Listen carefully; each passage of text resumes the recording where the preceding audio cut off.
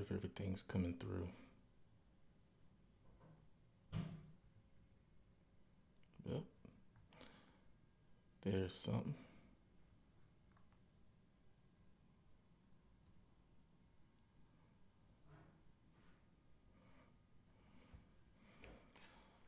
Well, well, well.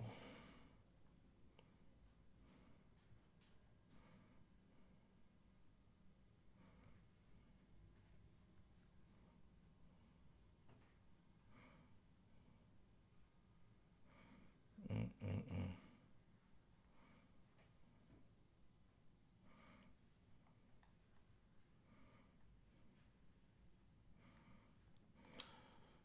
Well,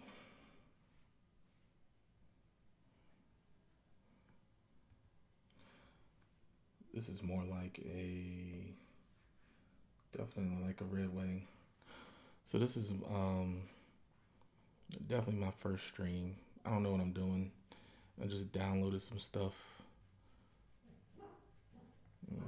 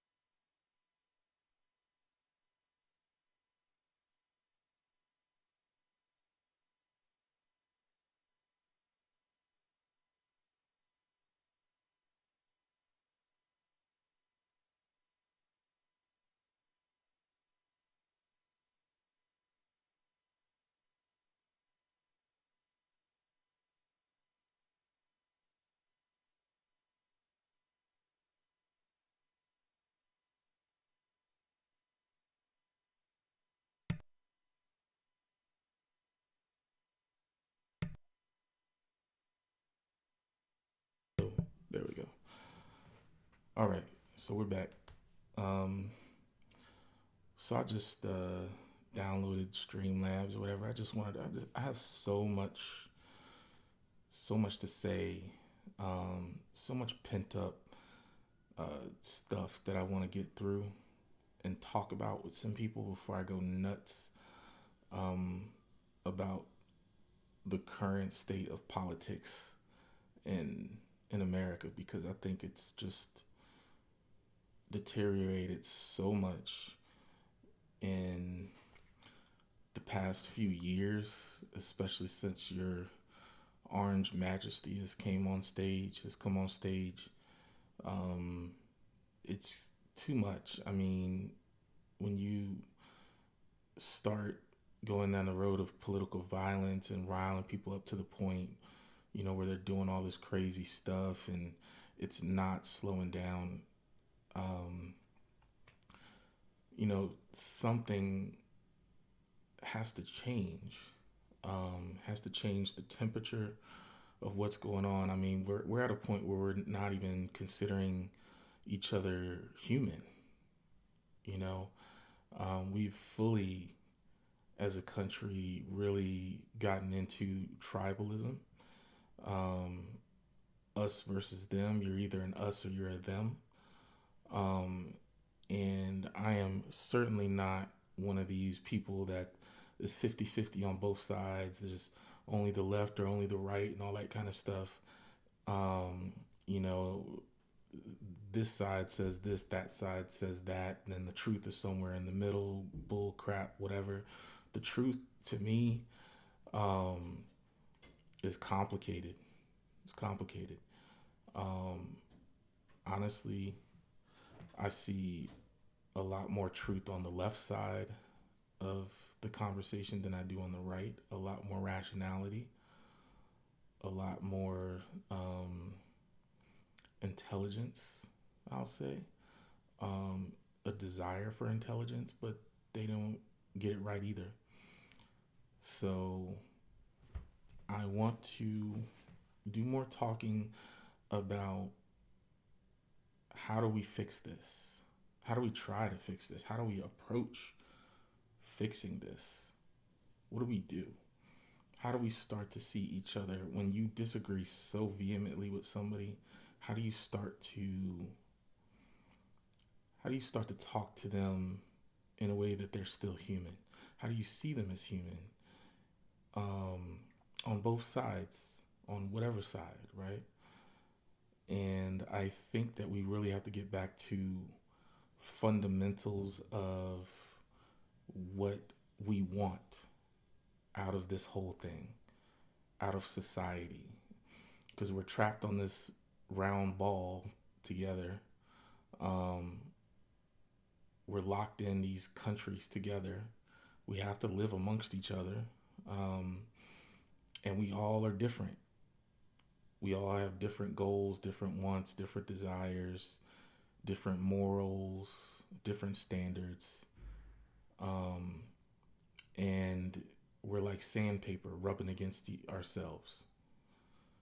So, how do we make sandpaper coincide without destroying itself? Well, in my opinion, when I think about things, I want to understand a couple of fundamental ideas.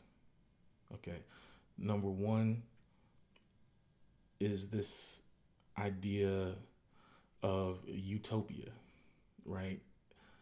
When I look at both sides, where both sides, right and left, want to create a better country. They want to take the country back. Well, the right wants to take the country back or whatever, and possess the country so that they, whatever.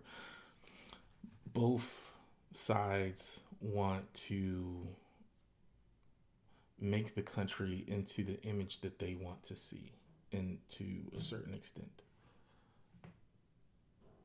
And one side is way, way more authoritarian about it than the other.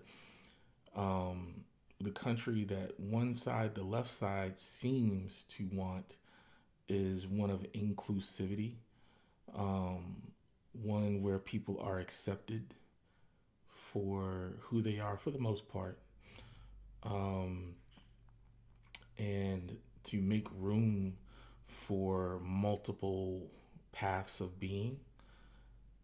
And the other side, unfortunately, seems to want to look out their window when they get up in the morning and see the world and everybody in it living as they want to live. It's not enough for them to want a certain way of life for themselves. They want to exert that way of life onto everybody or most people or whatever, and then ostracize and gate off the rest. Um, and I don't like that. I don't like that. Um, so I'm here to talk about how some baseline principles that we can have so that we can coexist with people that we do not agree with and don't like, honestly. How do we do that, right? What are things that we can agree on? Because there are things that we can agree on. that aren't really talked about that much. Um, but what are those things? How can we use those things that we do agree on as a starting point to wash away all of this anger and tribalism to get to a place where we can accept people for who they are and what they want, and for them to leave us alone and us to leave them alone, honestly. Um, I think one thing that we have to agree on is that people are going to be different, are going to want those different things in a different way of life than the next person, and that fundamentally has to be okay. Your next door neighbor should have the right to want to live in whatever way that they want that does not bother or harm you directly. Now, their lifestyle might gross you out. Their lifestyle might not be okay with you if you were living in it, if you were at their house, but you're not in their house. You're in your own house.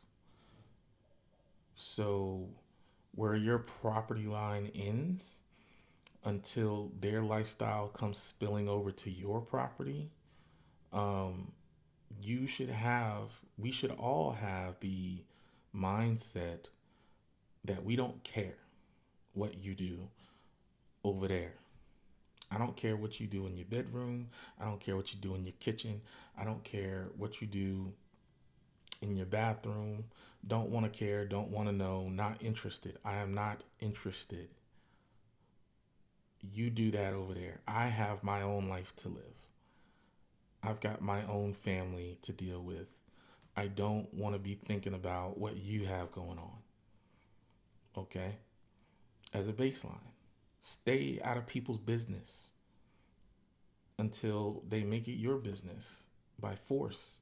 They force you to do that. You know what I'm saying? I think that has to be a principle. Stay out of people's business. I think we can all agree on that. I really hope, I want to hear the case if you don't agree.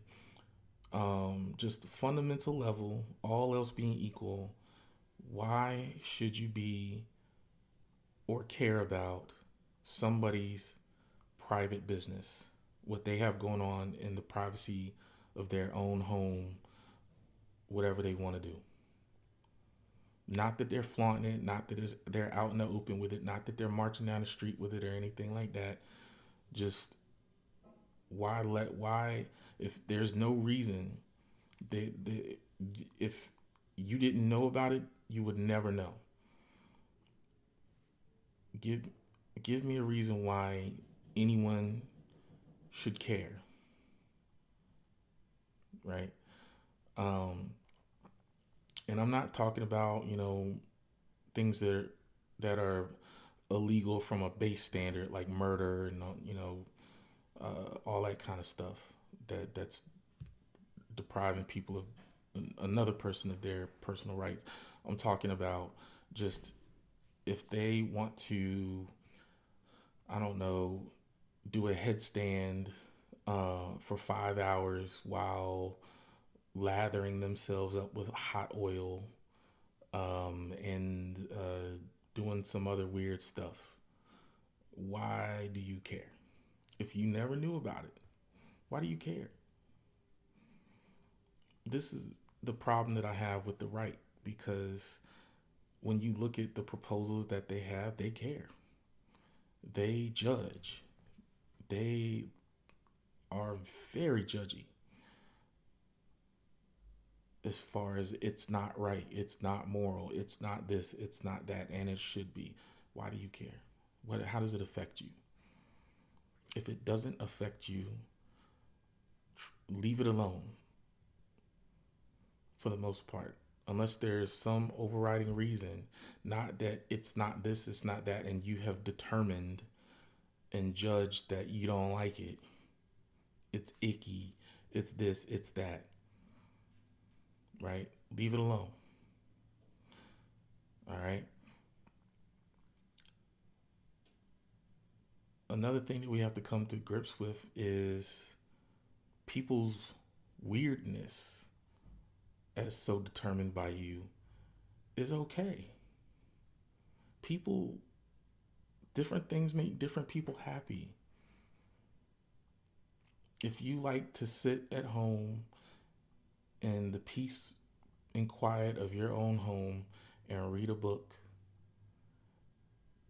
and sip a glass of wine, and that is just heaven for you, so be it. Who cares? Go do it. But for you to look at somebody who doesn't want to do that, who doesn't want to read a book, who hates the taste of wine, who wants to do, I don't know, who likes to swing from the top of their ceiling for comfort and listen to loud music, and do whatever, I don't know, that you don't wouldn't do, fight for their right to be able to do that. And they should fight for your right to be able to sit home and read a book and sip a glass of wine if you want to, right? Um, all in all, leave people the hell alone. Leave them alone. Worry about yourself. Worry about your interests, right? Your personal interests, your own.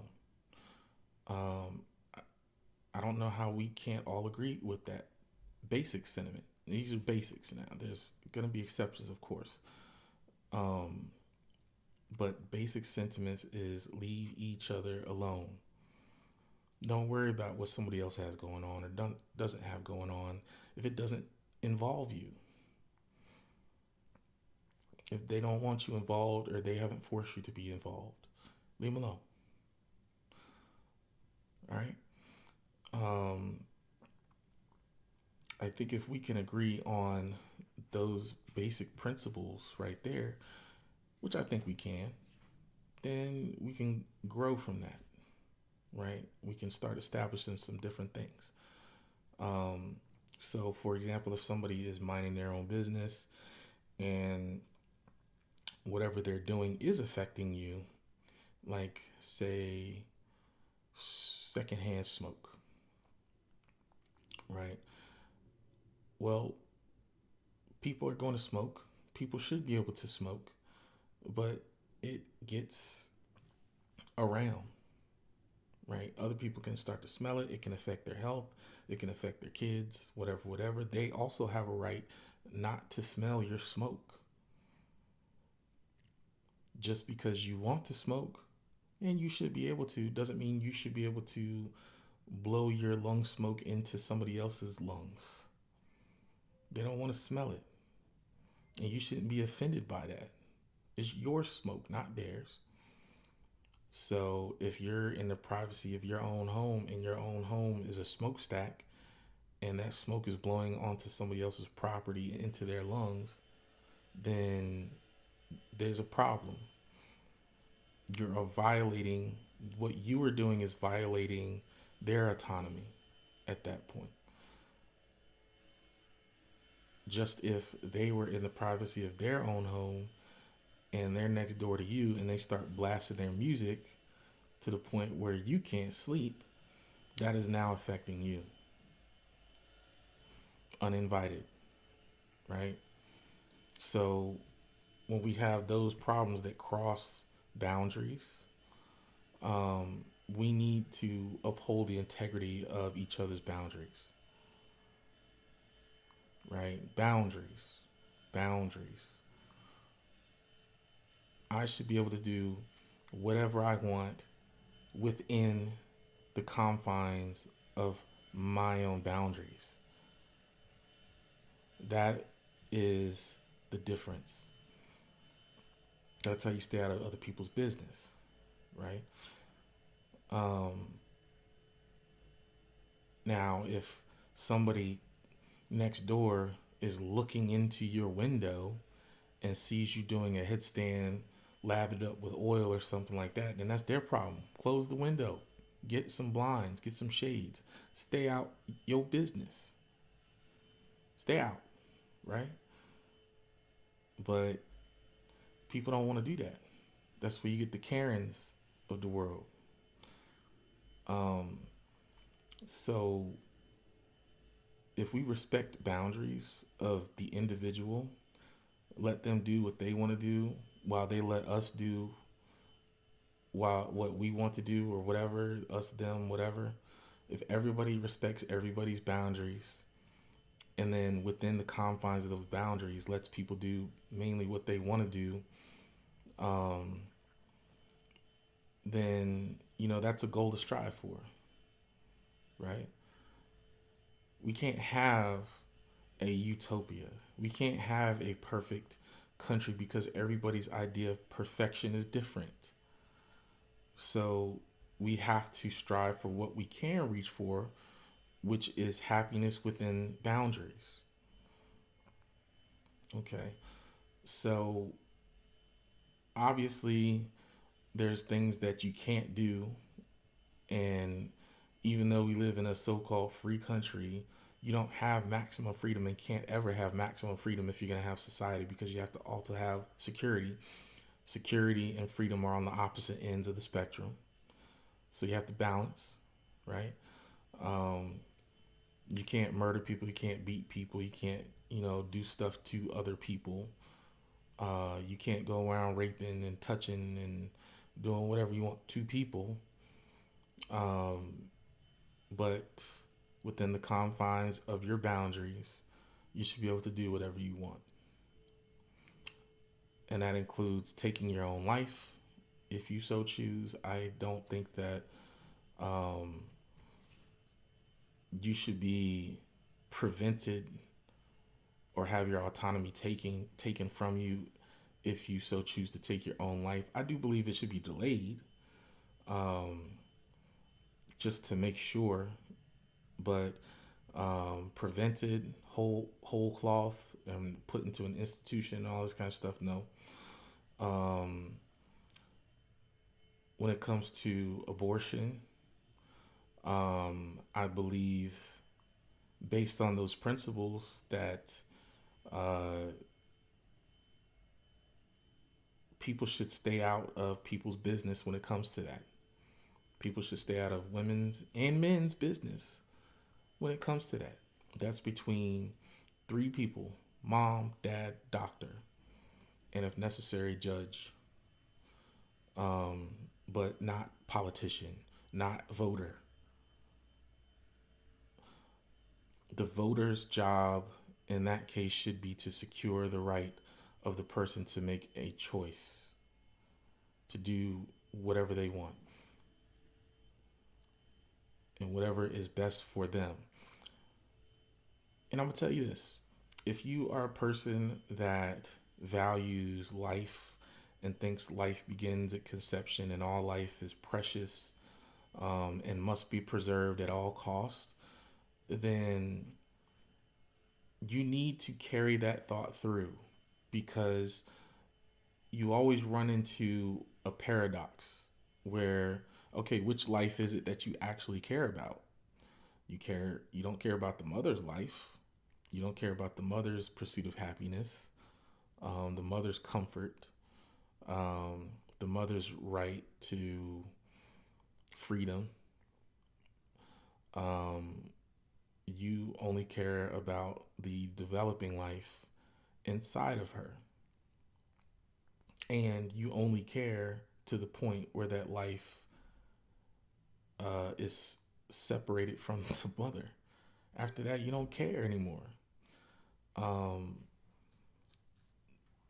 because caring about the little life growing inside of the mother would mean separating that life from the mother if the mother so chooses and taking care of that life after it is separated.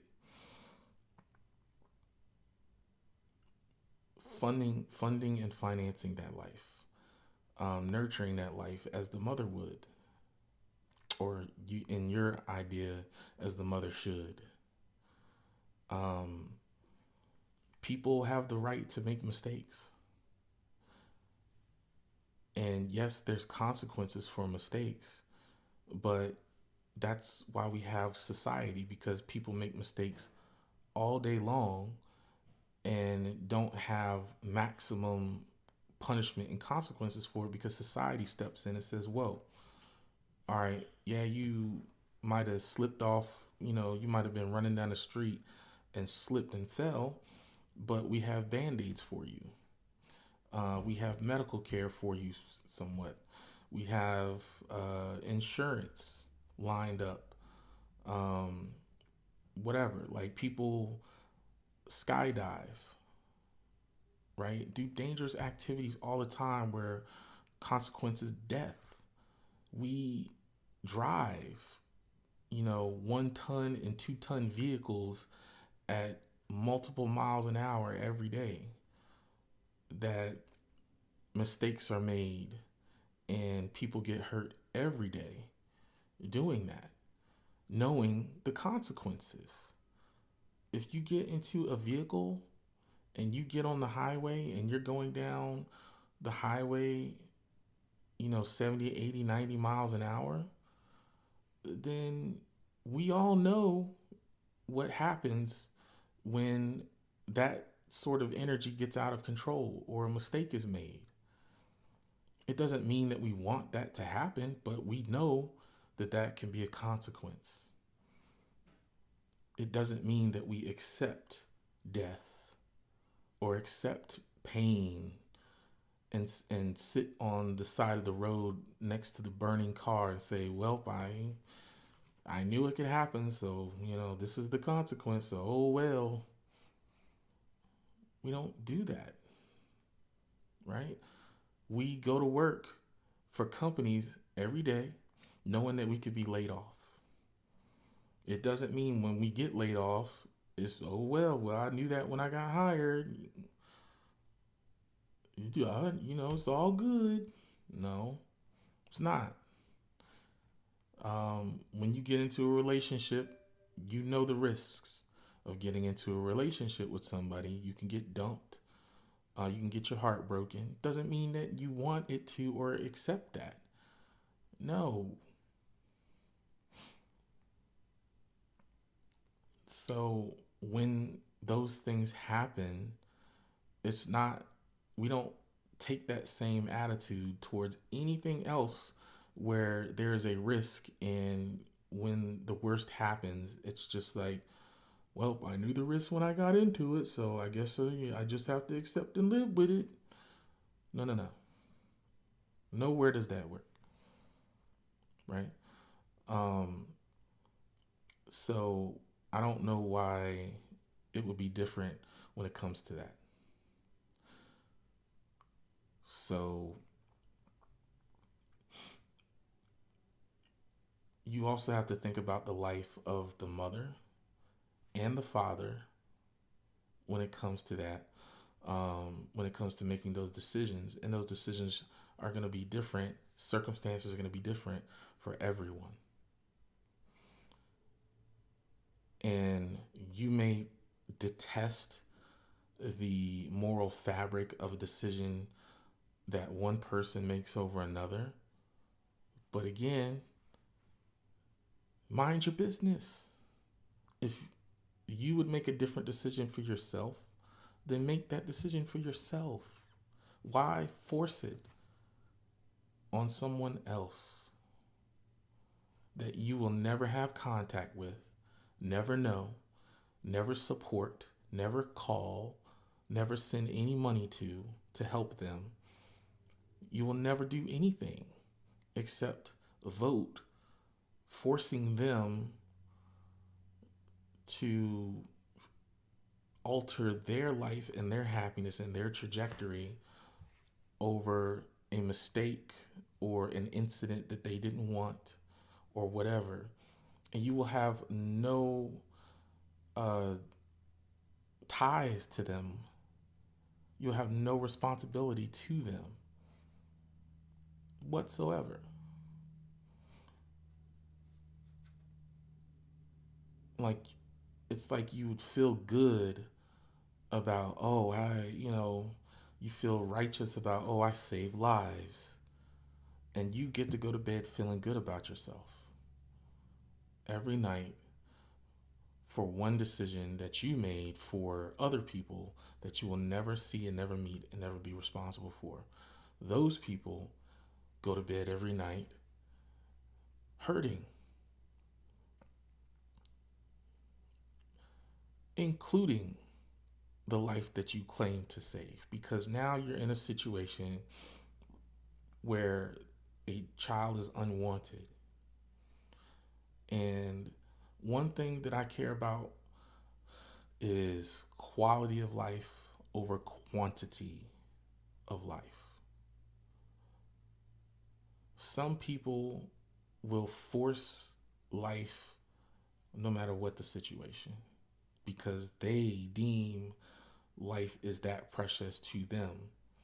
So everybody else should deem that feel the same way. Well, let me tell you, quality of life matters. Quality of life. Some people, it's so bad for some people that they choose not to live anymore. So that tells you that it's not the same for everybody. Everybody does not feel the same way. And you have to make room for them. Just like they make room for you and not forcing you to end life. You can preserve all the life that you want within your sphere, within your bubble, within your boundaries. Go adopt. Go foster. Go donate. Go buy some milk. Go buy some Similac. Go buy some diapers for the babies that are here. What about those lives? Vote for pre-K, pre-kindergarten education. Find solutions for childcare, the expense of childcare, because it's expensive, very expensive. Um, do something to help single mothers. Do something to help mothers that chose to have their child even though, they were assaulted and they had an unwanted or unexpected pregnancy.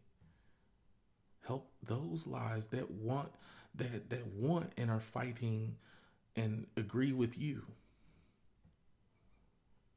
where your notion of morality is wanted and desired.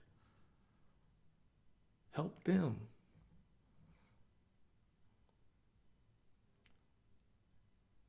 Why go where you're not wanted and force your way in? There's plenty of need. There's plenty of need out there for people who feel just like you or have the same sense of morality. Plenty of need for it. To where you're wasting your time worried about forcing people who don't want your sense of morality. Right? So, quality of life. You have to care about it. We have to start caring about quality of life.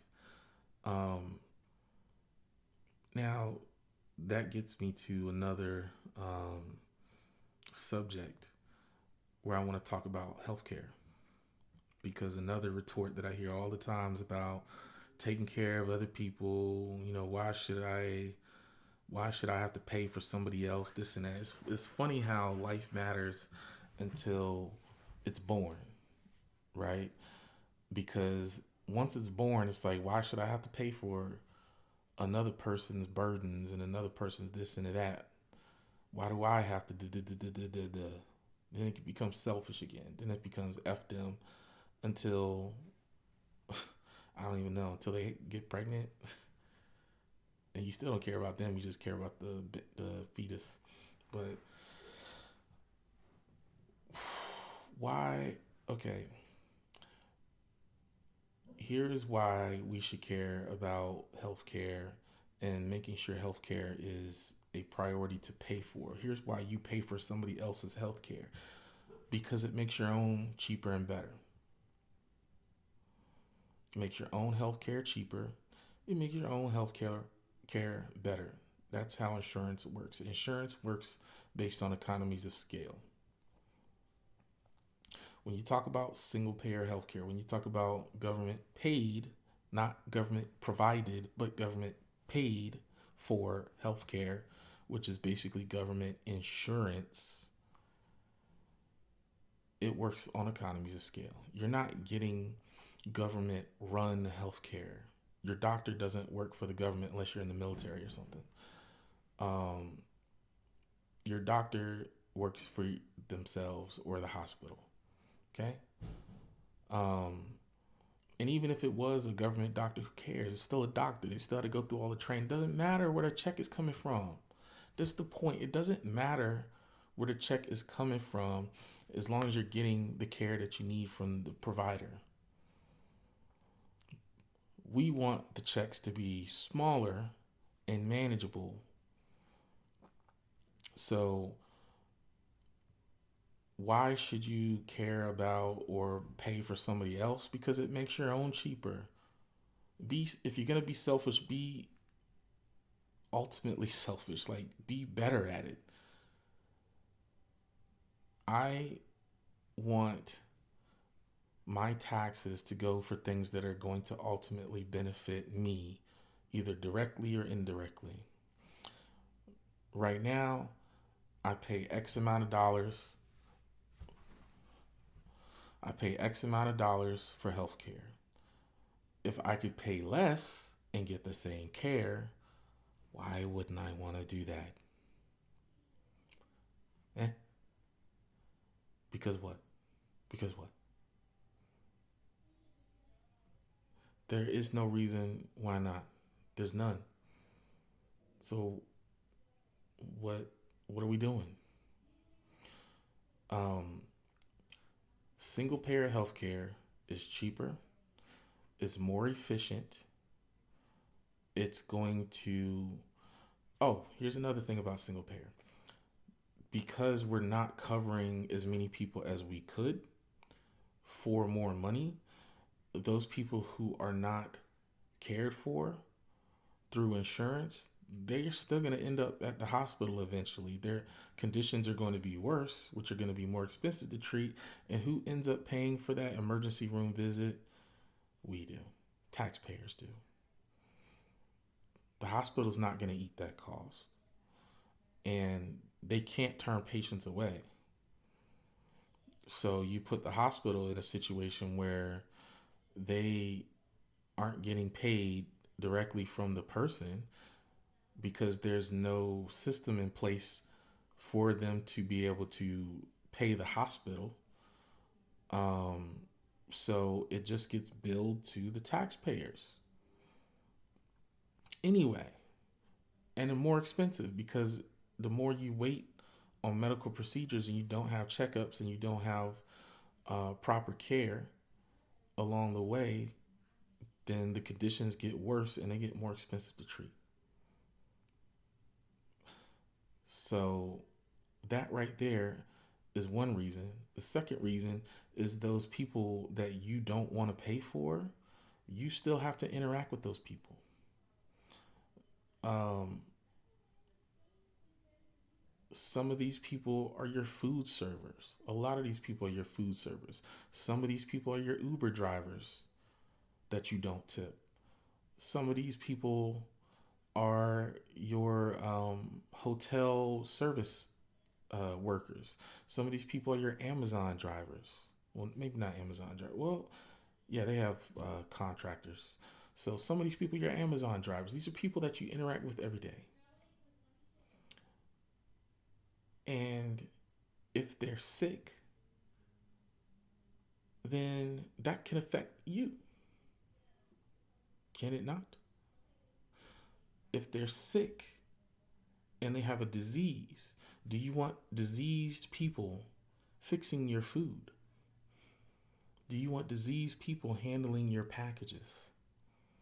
Do you want diseased people driving you around? Hmm?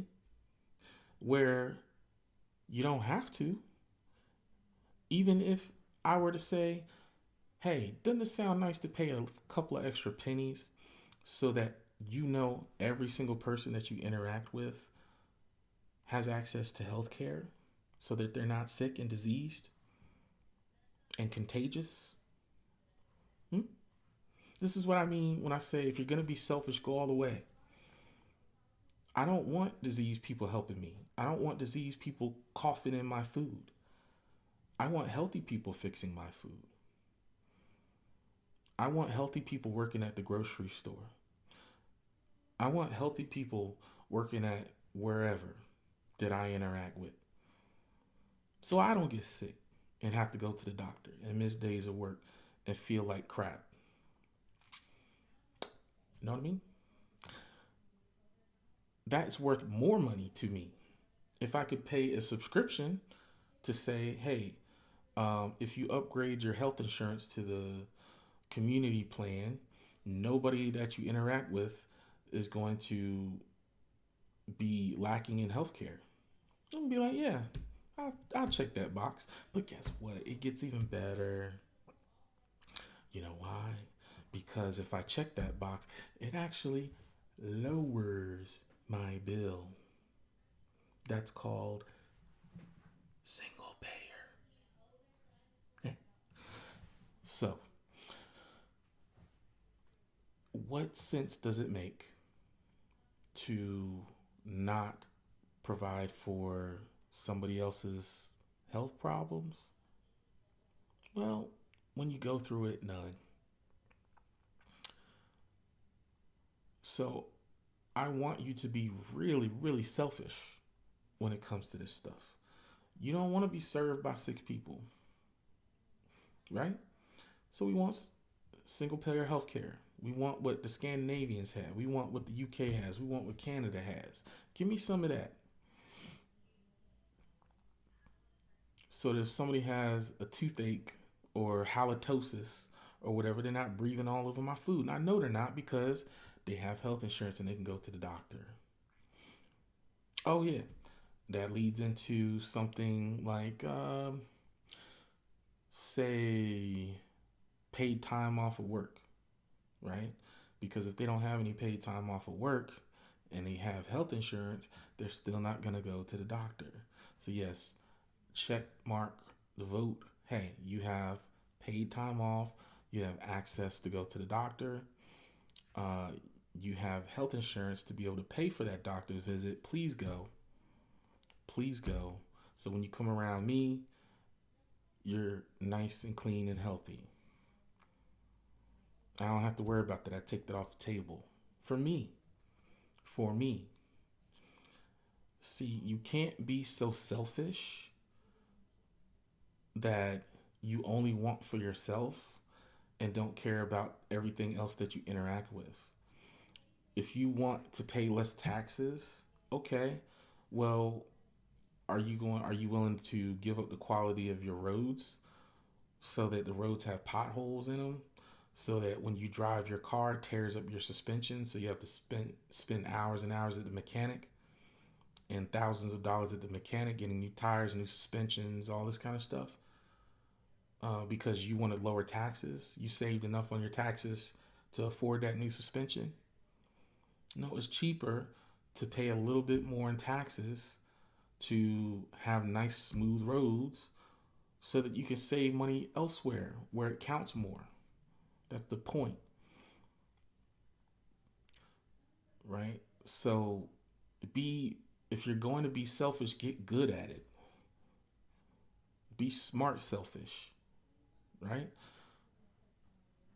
it's another thing that it gets on my nerves with this stuff. So I don't see a case where if I was a hardcore Republican, I wouldn't agree with that. Please make the case to me. Help me understand why it's better to have sick people prepping your food, your fish, your raw meat, um, versus a healthy person for less money out of your pocket. Help me understand how that is smart peopling.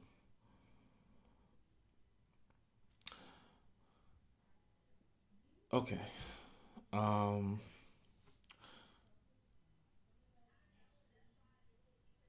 there's another thing I want to talk about. There seems to be a certain, even though to me, like, there aren't, I'm really struggling hard to understand or think of a right wing policy that makes ultimate sense, but I can't. I want to, um, but there's this visceral seduction to the right wing side that has this almost gravitational pull. And it pulls a lot of people and it sucks a lot of people in. And I did a lot of thinking about why this is. And I've come to the point where I kind of think it's because the right wing side is very primal. And it speaks to our inner our inner animal, our inner mammal, the lizard brain, so to speak, because it's about tribalism, it's about authoritarianism, it's about like strength and power and manliness and tradition and order, and those are things that really, when I watch nature documentaries, the animal kingdom is very right wing. You know, if you see like a pack of wolves and you have like the alpha of the pack, and if you get out of line, the alpha's gonna, snap at you and beat you up and get you back in the line, or he's gonna cast you out of the wolf pack, and you'll be out on your own, to fend for yourself. Um, that was a documentary I watched not too long ago. The lions, you got the males that they have the big dogs and well, not the big dogs, I guess big cats, but they're the king of the jungle, and they got these big manly manes, and the females that it's one male to 15 females in a pride, and the women do all the hunting and stuff like that, and after they catch the prey, the male lion comes in and takes his fill, and all this kind of stuff. It's very right wing with the hierarchy and the sentiments of these nature documentaries. It's very animalistic, and it just reminds me so much of the right wing for the most part. There's a little bit of left wing out there, a little bit, but it just strikes me when I see some of the policies and some of the speeches, some of the sentiments of the right wing. Um, it reminds me a lot of that. So it's like this seduction of like, yeah, I want to be the manly man. I want to be powerful. I want to be the alpha man. I want to fight for my, pride, fight for my team. And we're going to beat everything else up. And we're going to kill everybody else and all this kind of stuff. It's very animalistic. And I think it's very,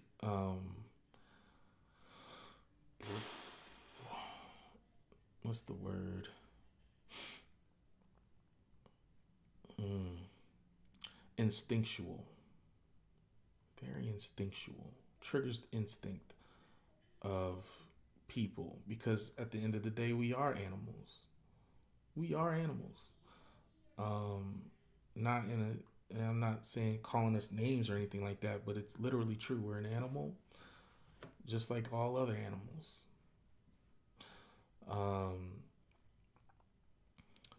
but we also have this thing called society that keeps us away from the downfalls of and the discomforts of living like animals, right?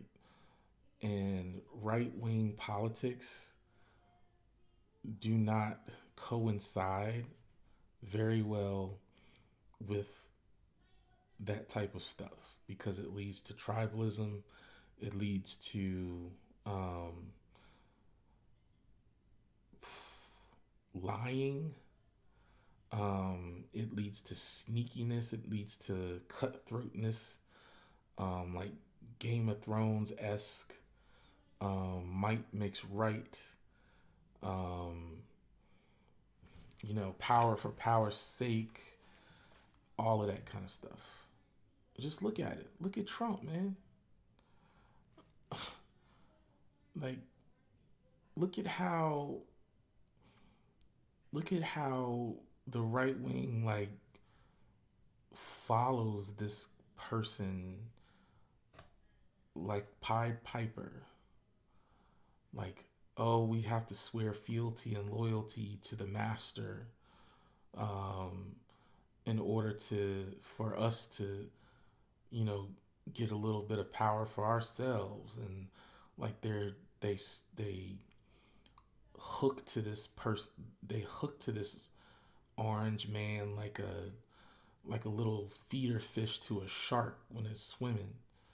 Um, and it's just crazy to me, man. It's just ill, ill. You all want to be alphas. You all want to be the man. You all want to be strong and powerful, but you have your mouths suckled to the orange skin of this disgusting human being. And he's got you lying through your teeth so that you won't incur his wrath, uh, and get voted out because your voters have been, I ain't even gonna say they've been hypnotized, because honestly Republican voters been like this for a long time. But they found their cult leader person, and I guess the they don't think past, or they don't want to think for themselves, so they just be like, whatever Trump says, that's what I'm gonna do. And if Trump don't like you, I don't like you, and all this kind of stuff, more authoritarian crap. And you got yourselves locked and trapped in this box, this orange box, that you can't get power without hooking your lips to this man. This is really hilarious, honestly. Um, and it is, oh, you like, what about Joe Biden? What about? Man, whatever. I don't care about like Joe Cool. He alright, but when he's not alright, he ain't alright. He's done a pretty good job overall, but to me, he's judged on the merits of what he does, just like anybody. He did some disgusting stuff before, said some really crazy crap before, and he was judged at that time. I really ain't like him, but currently as president, um, he doing pretty good. You ask me. I mean, he ain't doing good. Like he's he could be doing way better, but again, by the standards of what we have and what you know, relatively speaking, he doing all right. You know, he is maintaining the status quo and pushing it a little bit further. Now, keep in mind, I basically want Finland, right? So, judged by that standard, of course, there ain't nobody but maybe Bernie could come close. Um, but from a relative standpoint, he cool, right? And I'm gonna tell you this: if he starts pulling any of the crap, anything like, even from a Democratic standpoint or a left wing standpoint, if he's a mirror image in any way of the orange fool that y'all follow, goodbye, peace, right? But anyway, I don't know. We just got to get rid of this tribalism garbage. We have to see each other and respect each other's boundaries, Be, because things like guns, right? I'm not a gun owner. I don't like guns. I'm gonna tell you my solution for guns in a second, which everybody should agree on, really, because it's the smartest position. But um, I feel like left wingers, y'all have to respect what gun owners want, because they want them guns, right? They want them guns. And if we're gonna call ourselves a free country, and we're gonna respect people's boundaries, and we're gonna respect different lifestyles and all that kind of stuff, then you're gonna have to respect the fact that they want them guns, right? And they should have them. They should have them guns. Them guns, the way they are, create huge, huge, huge problems the way that they are administered right now. But there's a way if you really want to find it. So left wingers, you got to come to terms, and there's a lot of left wingers that are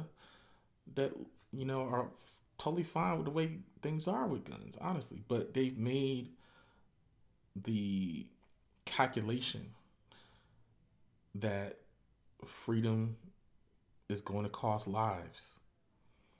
Okay, and they know that their freedom to have guns the way that it is right now is going to cost the lives of children. Now, right wingers won't own up to that. They will not say that, but it's true.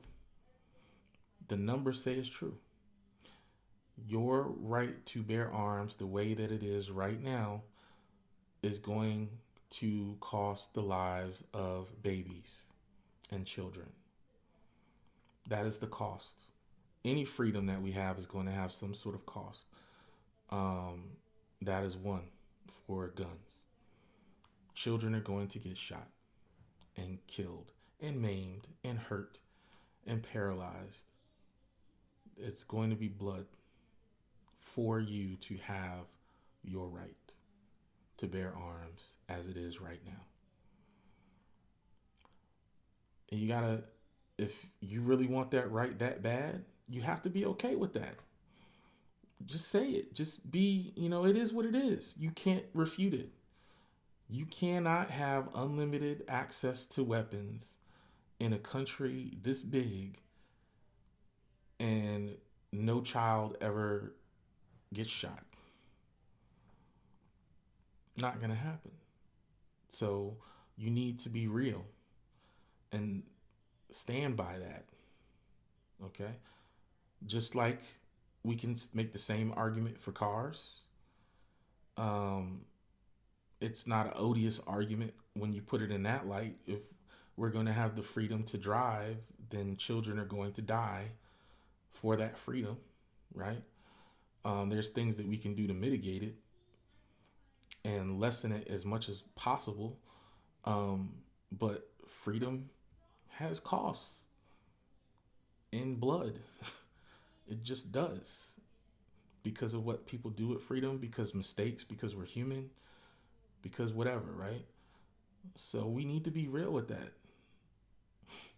So here's my solution for guns, right?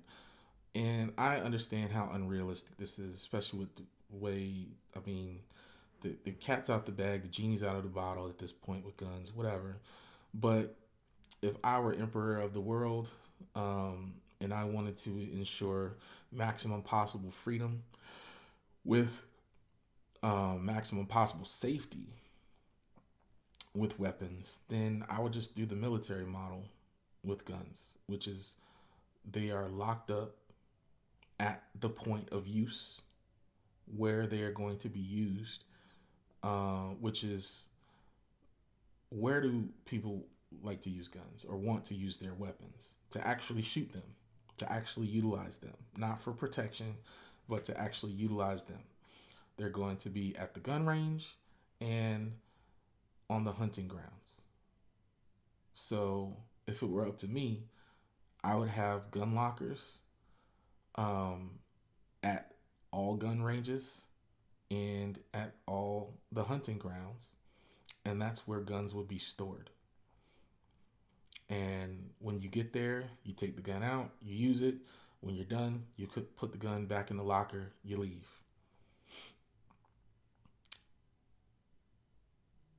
And this would negate having to carry your gun anywhere else because in this perfect society, nobody else would have guns.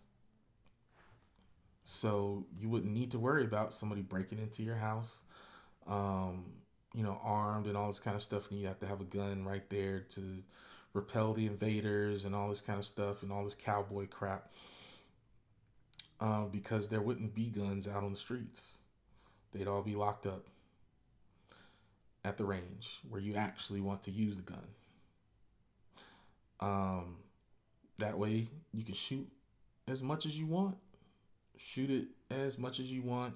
I done seen videos of people with magazine dumps shooting thousands and thousands of rounds, and it looks fun for them. Have at it, house, all day. You got there, shoot all day, sleep out there. I don't care, but the gun doesn't leave the range. Gun doesn't leave the hunting grounds, right? Except maybe, and this is probably where my idea maybe breaks down. We that live in the city have to understand rural life is different.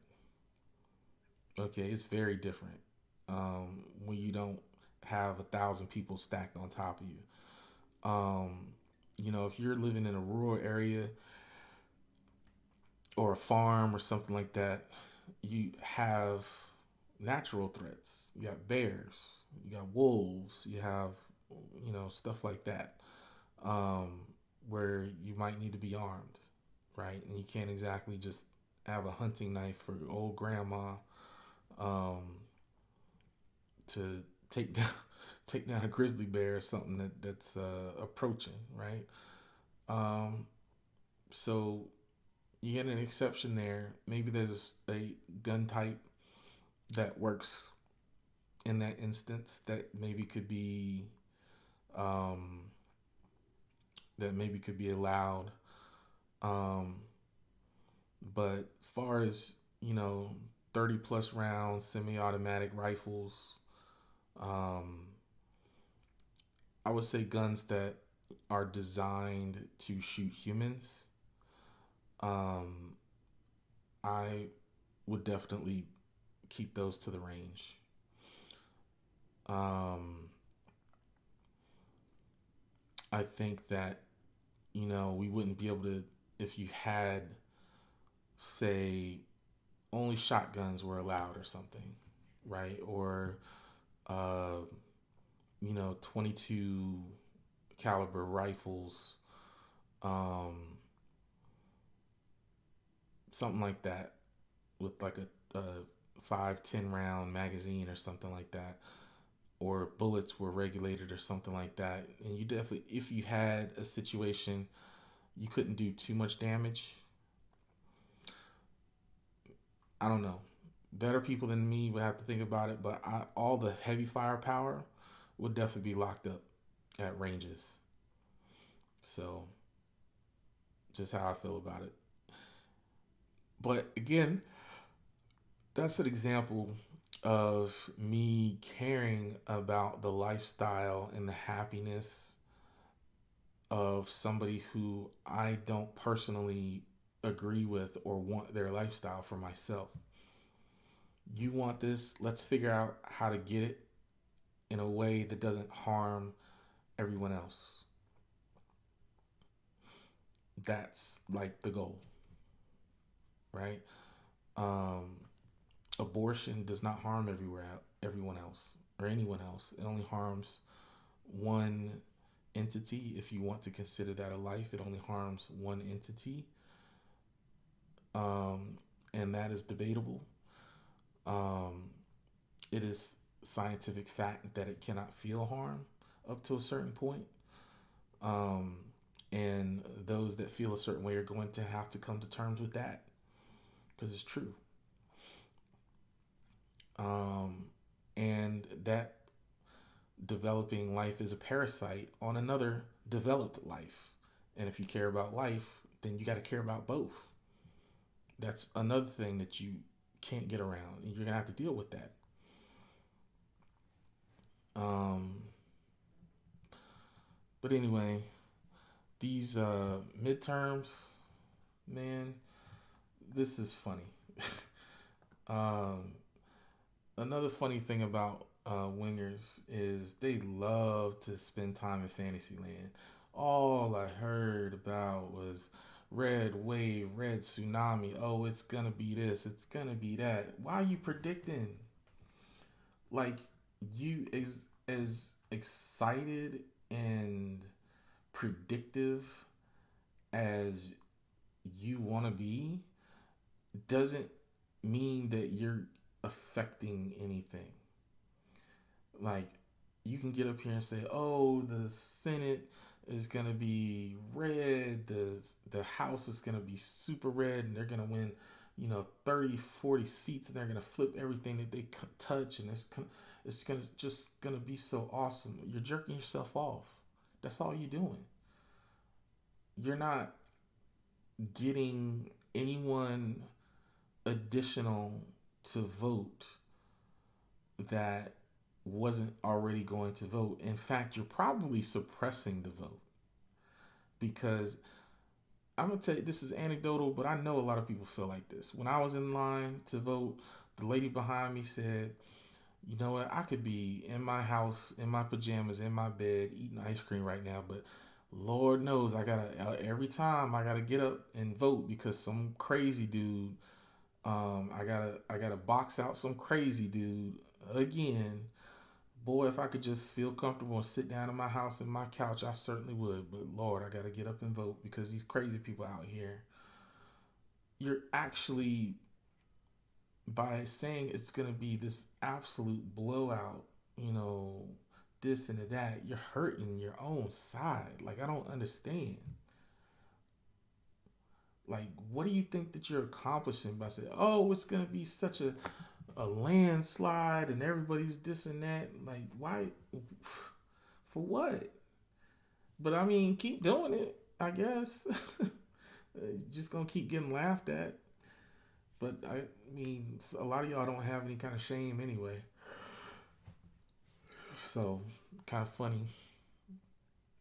Um, well, let's see where we're at. Let's see. Da, da, da, da. Arizona. Yeah, Kelly's gonna take that. That's. I mean, you might as well call that at this point. Honestly, 90,000 vote lead. That's even with 72% in. A lot of times, these Democratic counties are very populated, and they definitely go heavy blue. And there's a lot to count, so that a lot of the tabulations come in a lot later. And then you have mail-in vote and everything like that. I mean, yeah, Kelly's gonna take Arizona. Um, this one, um, I thought Warnock was going to get a little bit more than this, to be honest. Um, I was looking at it. There was a lot of DeKalb County. There was a lot of the other one, the other populous county up in Atlanta that hadn't been counted yet, and he was wiping the floor, obviously, in those counties. There was like 100 and some thousand votes left to count out of those counties, and I thought he was going to do a little bit better than this. Um, Now, I'm not familiar with Warnock from a policy standpoint or anything like that. Um, Strikes me as kind of standard Democrat, um, a little bit.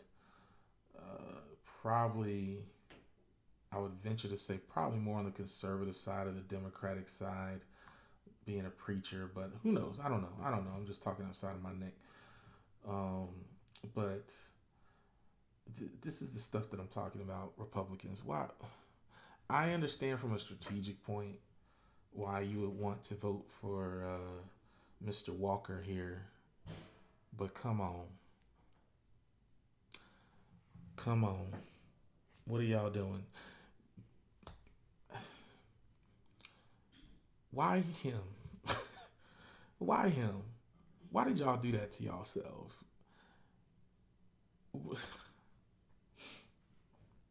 Did, I can't say anything that hasn't been already said about this guy. Of course, he's a hypocrite. Of course, he's a liar. Of course, he's a butt kisser. All this kind of stuff, which is obviously why y'all want to vote for him, because he's gonna do what Daddy tells him. But just get a standard dude, like just get a standard Republican that's gonna do all of that. Why does he have to be this?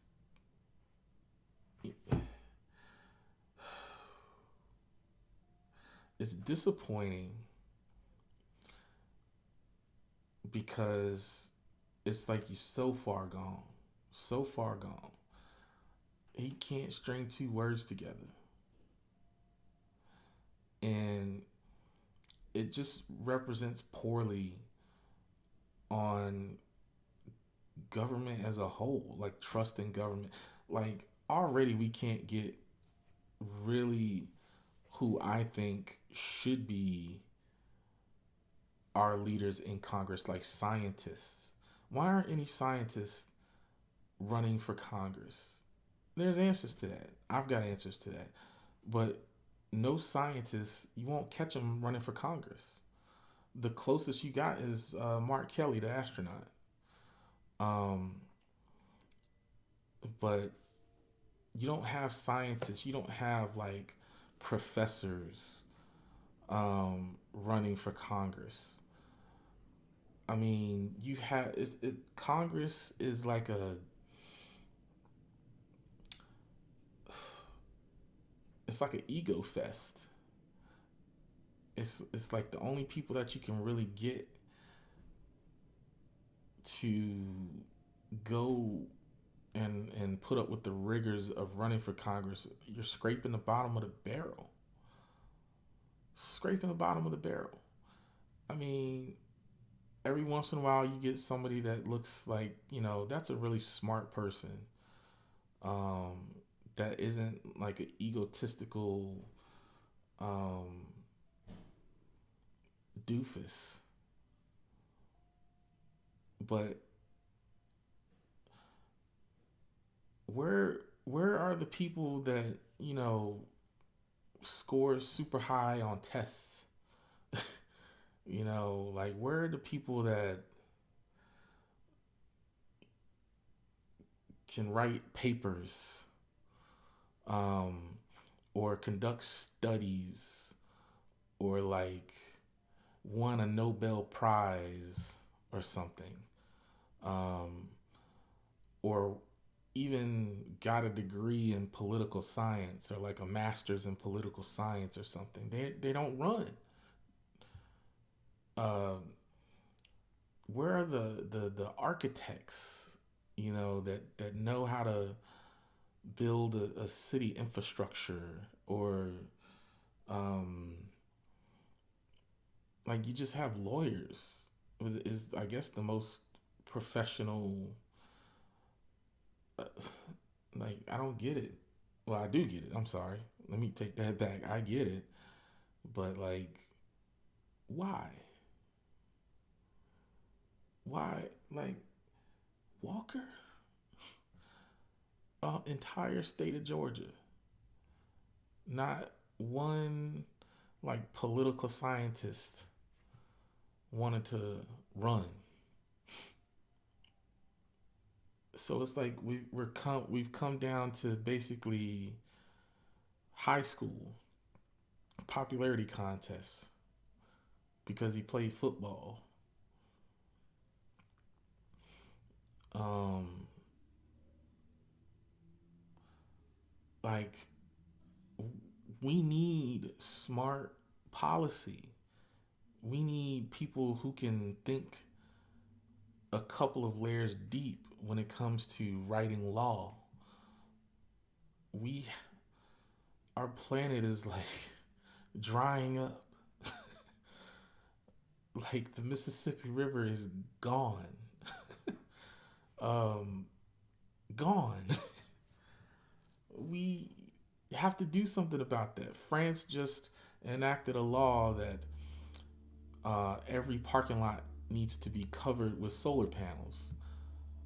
That to me is like dirt. Duh.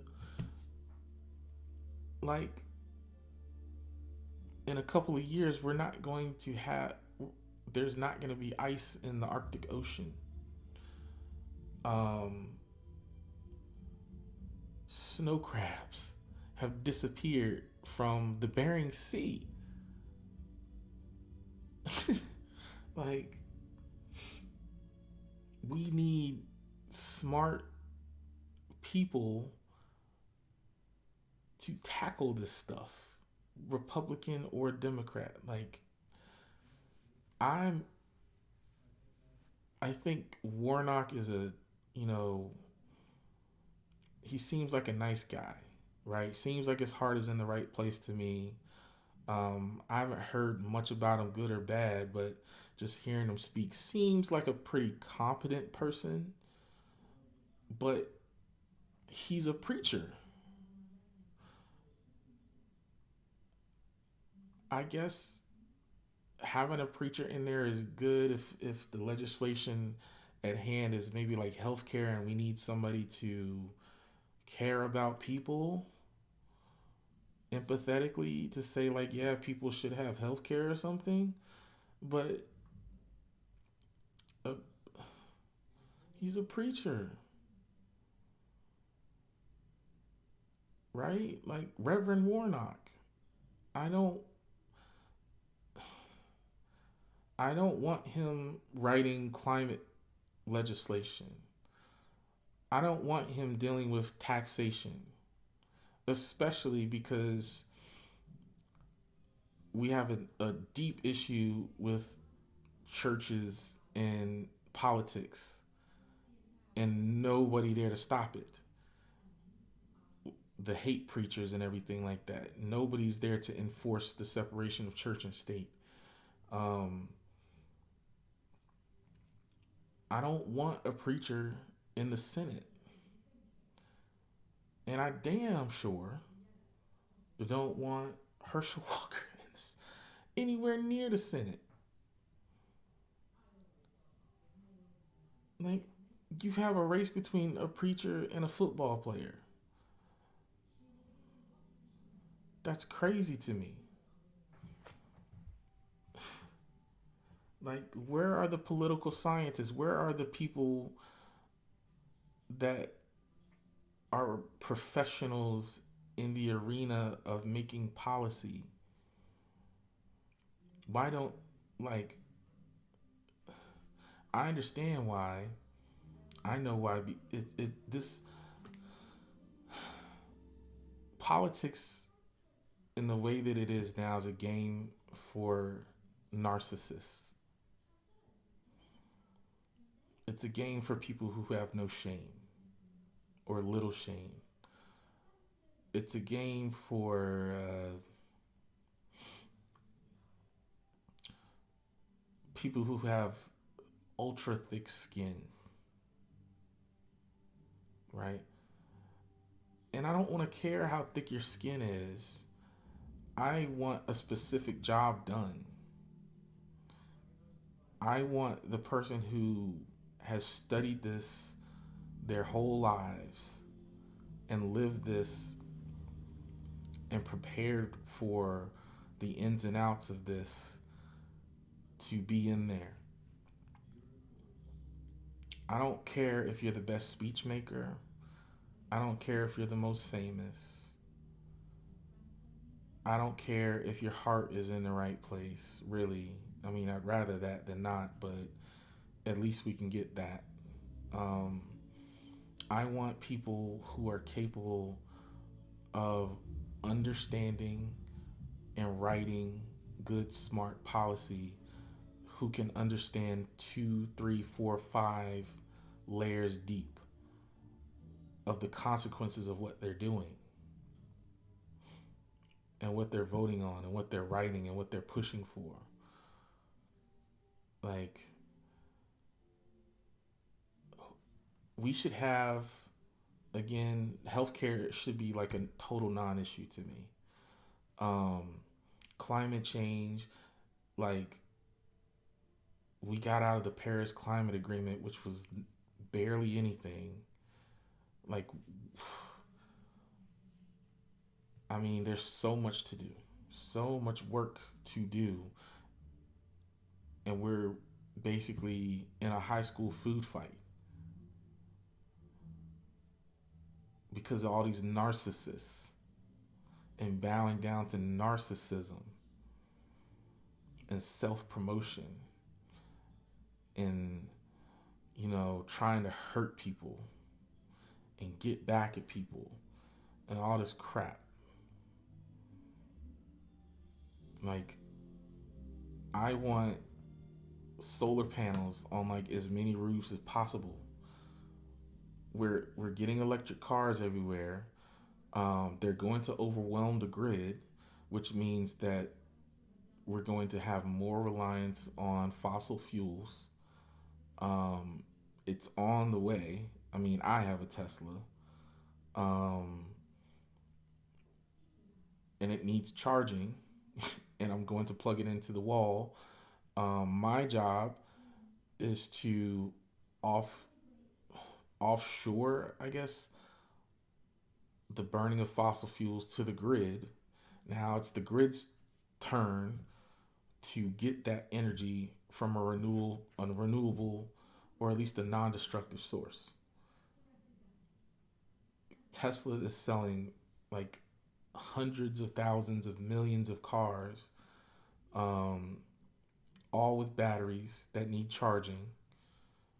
That's going to put pressure on the grid. That is going to cause much more demand on electricity.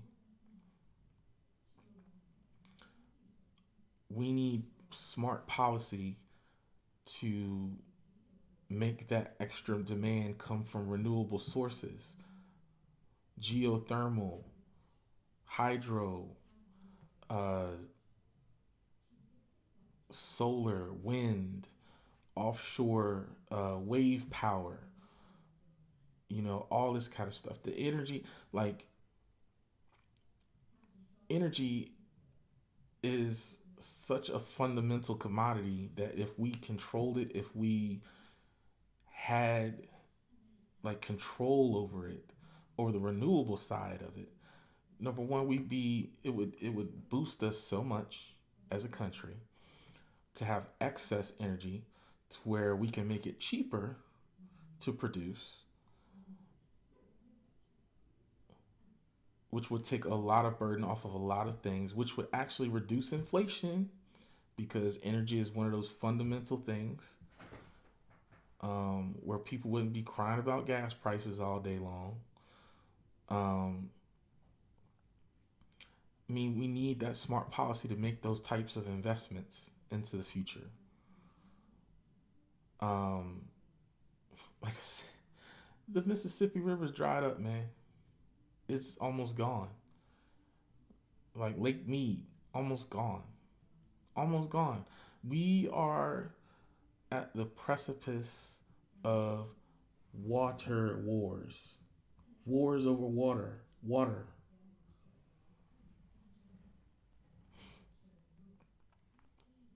And we have a reverend, God bless him, and a football player who can barely talk, who doesn't make any sense when he talks.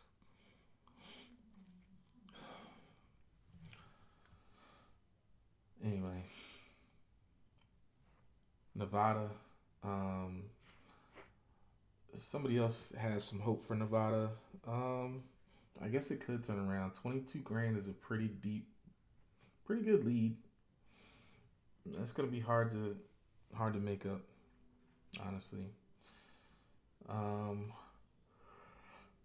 this guy DeSantis. I mean, this is another thing. DeSantis, like y'all couldn't see through this dude. Y'all couldn't see through this guy. Um, DeSantis, I still remember his one of his first ads when he was running for governor. He's another Trump ass kisser. Was like fully rode. He got on Trump's sack and swung it all the way into office. I mean, he had his kids playing with like a Trump toy on one of his ads.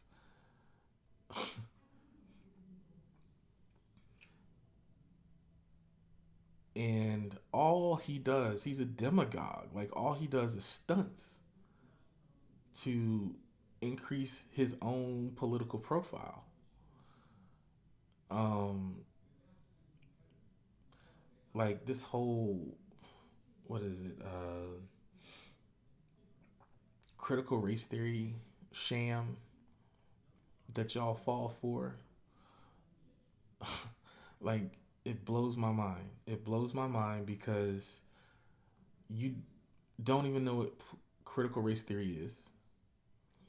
Why would anybody just think about this? Somebody comes up to you and says, "Hey, um, in elementary school, they're teaching a course called critical race theory. No school in the planet, in the universe, no elementary school has ever heard of critical race theory. It's a red herring. It's just a package for someone like DeSantis to sell you to get you riled up. Yeah, yeah, oh yeah, they can't do that. They're not doing anything. It's like somebody coming to you and saying these dastardly elementary school teachers are teaching uh, calculus. Not even calculus, because that's high school. What's the math? Teaching geodesic geometry to these elementary school kids. Like, if you heard that, your first thought should be, no, they're not. No, what are you talking about? That's clearly a college course. Um,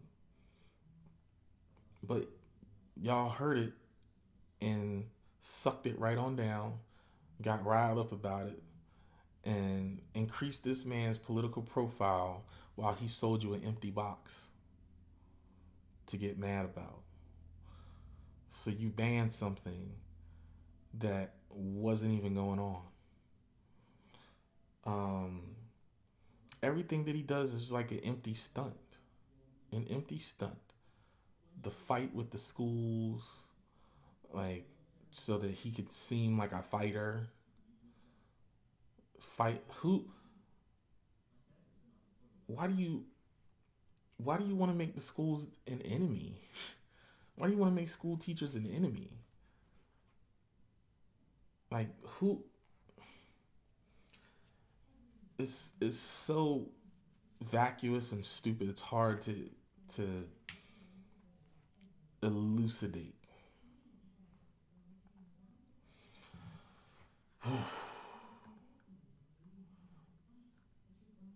So again, we keep electing these narcissists, keep electing these narcissists to office, and it makes people that actually are smart, actually are qualified, actually would do a good job and a detailed job, and add some substance to Congress. It makes them run. It makes them run away fast than the other day. I don't want to do that. I don't want to do that. You couldn't pay me enough to run for Congress. That's what they say. Like I've asked people that would make actual good leaders in Congress why they don't want to do that. It's a game for narcissists, and they just don't want anything to do with it. And that's what we've created. We've allowed because we allow these people to gin up whatever stuff. We don't ask questions. We dig into our corners. We don't take a hard look at things. We don't try to appreciate people's unique differences and their wants. And we don't try to respect them. We just say, we don't like your kind around here. And try to shape the world to look like we want it to look and try to create a utopia in our own image instead of understanding that people are different and that's okay, and we need to have a space for everyone and everyone's wants to the maximum capability that we can, to allow the maximum freedom that we can within the boundaries of everybody else. We don't want to do that. We just want ubiquity.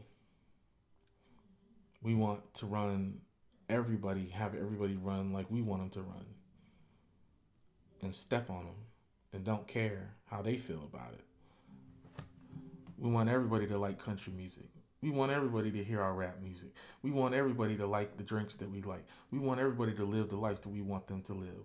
We want everybody to be a Christian. We want everybody to be a whatever.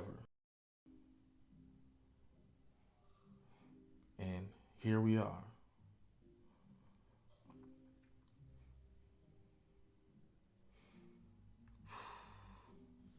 Anyway, at least we won't be getting no Mehmet. No Mehmet. Um, Fetterman, I don't know much about him. Seems like a good guy. He's actually got some strong policies in my opinion. Um, but he won. That's good. Um, Huckabee Sanders back. Narcissist.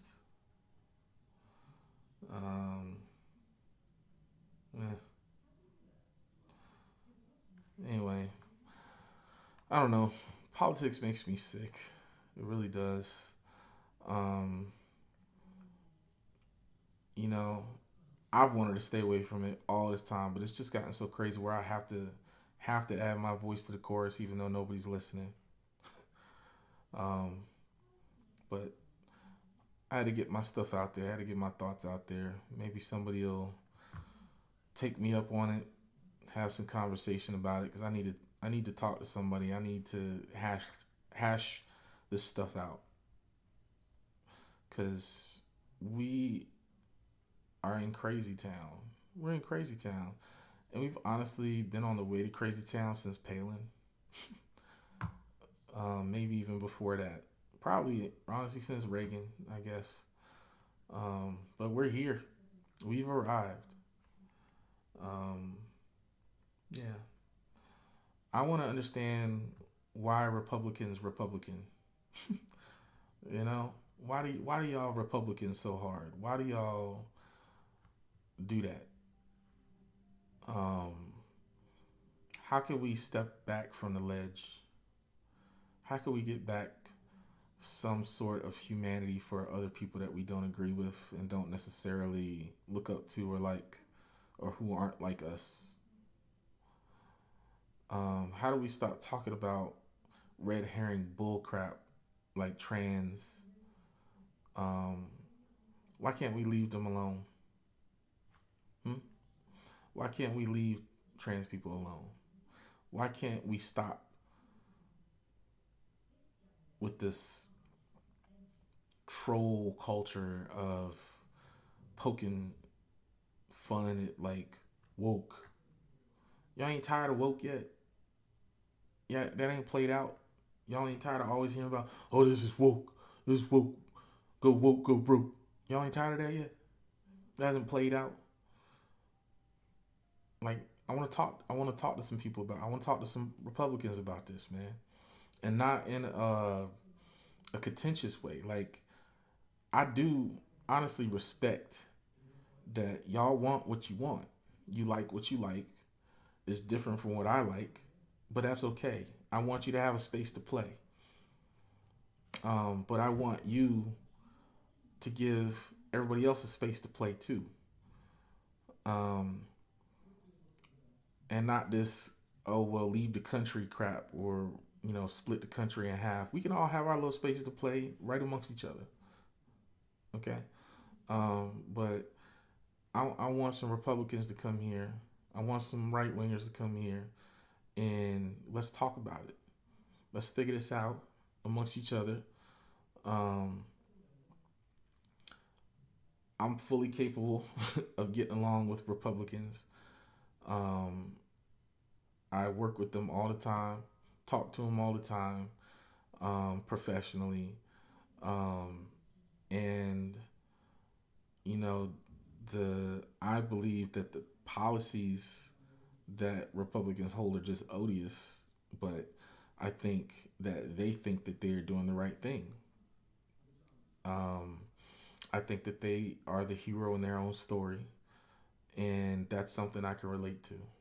You want to do good, so um, let's talk about it. I think there's some ground that we can cover, that we can make some progress.